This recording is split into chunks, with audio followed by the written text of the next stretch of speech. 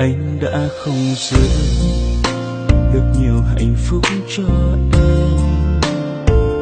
Nhiều khi giận nhau, nước mắt em cứ rơi thật nhiều.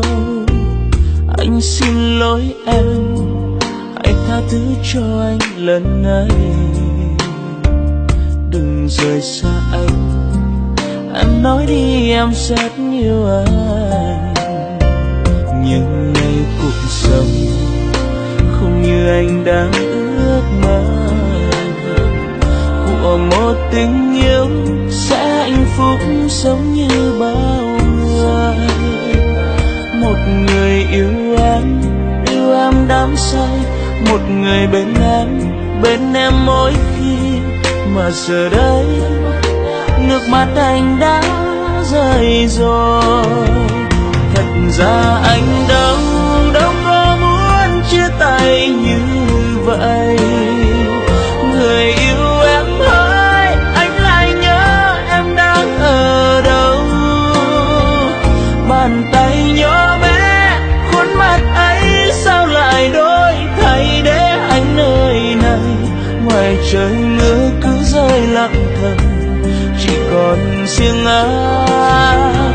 Thật sự nhiều khi muốn nhắn tin gửi cho em nhiều, lại sợ người ấy đang hạnh phúc vui bên một ai. Tình yêu đã chết, hai người giữ mai này chúng ta có duyên gặp lại, thì anh vẫn luôn luôn yêu em như lúc mới yêu.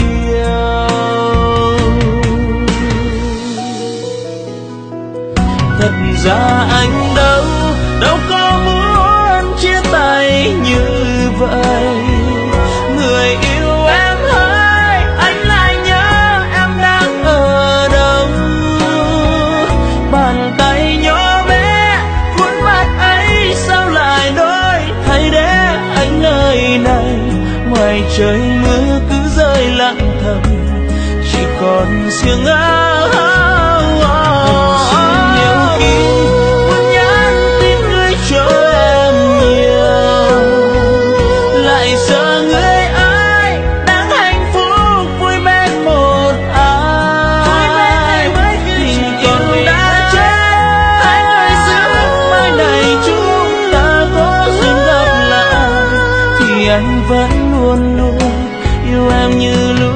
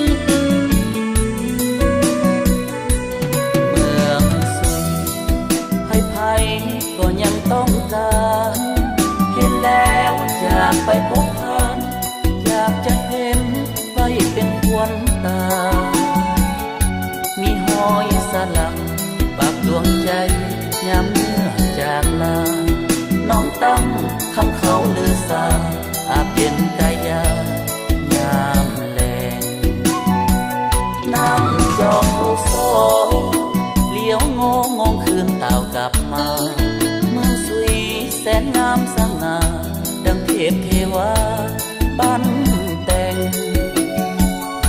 น้องสาวเดินลิ้นงามตาเว้นใกล้จะรับแสง